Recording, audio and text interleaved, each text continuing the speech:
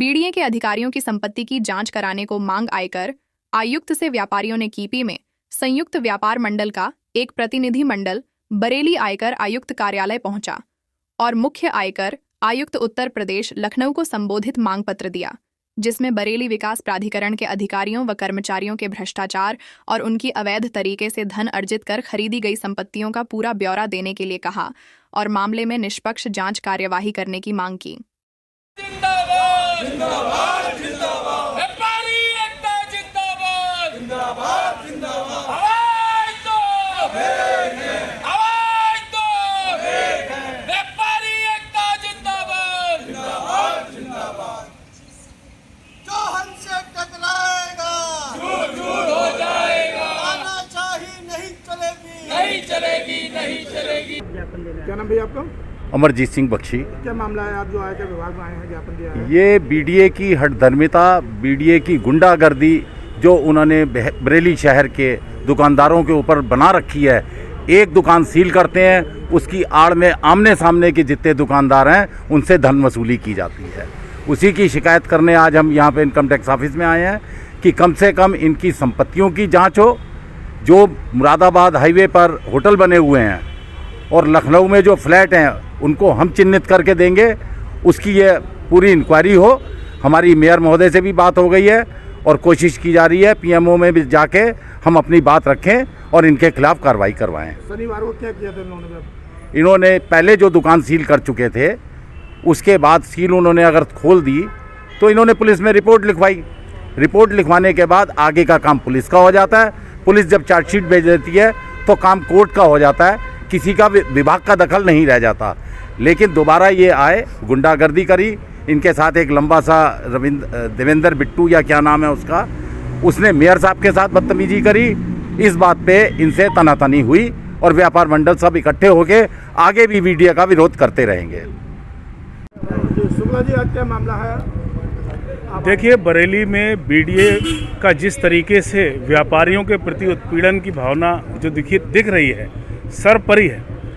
एक वो व्यापारी जिसने ईमानदारी से बीडीए के सारे मानक पूरे करे, उसके बावजूद भी उसके शोरूम को सील किया गया और बीडीए विभाग के कर्मचारी और अधिकारियों ने वहां आकर जिस प्रकार से व्यापारियों से मारपीट की है, ये सर्वविदित है। आज बरेली के सारे व्यापार मंडल एकजुट होकर यहाँ पर आयकर विभाग के अधिकारी के पास आए हैं कि इनकी भ्रष्ट अधिकारियों की जाँच हो। और अभी हम योगी जी के पास भी लखनऊ बरेली का व्यापार मंडल के सभी लोग मिलकर जाएंगे। दिल्ली तक जाना पड़ा वहाँ भी जाएंगे और बरेली बंद कराना पड़ा बरेली बंद भी कराएंगे। लेकिन जिस तरीके से बीडीए के अधिकारी व्यापारियों को व्यापार नहीं करने दे रहे हैं, ये बिल्कुल भी सहनशील नहीं है। धन्यवाद। देखिए, जैसा कि आप सबको विदित है कि हमारे यहाँ बरेली डेवलपमेंट ऑफिस का है, जो बीडीए का है, वो पता नहीं क्यों अपनी प्रेस्टीज इशू बना के एक ही व्यापारी के ऊपर शोषण करने पर तुले हुए हैं।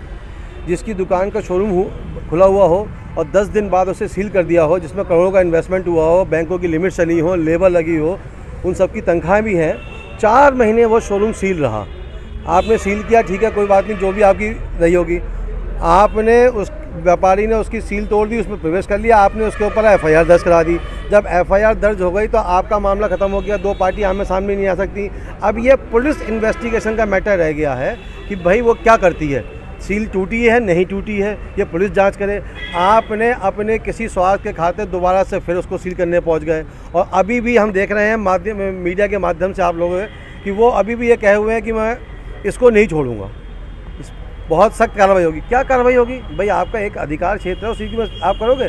ऐसी क्या वजह है कि वो एक ही व्यापारी के ऊपर इस तरह से प्रताड़ना की जा रही है? और जिस प्रकार से पिछले कुछ सालों से बीडीए काम कर रहा है शहर के अंदर, सबको अवगत है।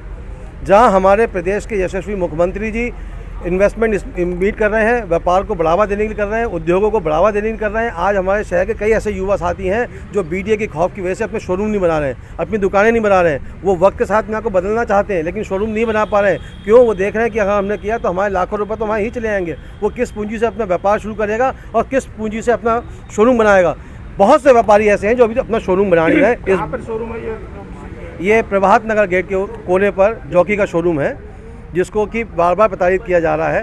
तो हमारी सिर्फ आज इसलिए आए थे जब अधिकारी इतने निकृष्ट हो चुके हैं, जहां ये हमारे लिए भी सौभाग्य की बात थी और व्यापारियों में मनोबल बढ़ाने वाली बात थी। उस आंदोलन में महापौर जी भी हम लोगों के साथ में कूदे थे और वहाँ के कर्मचारियों ने जिस सूरत से महापौर के साथ बदतमीजी की है, ये सब ने वहाँ देखा है।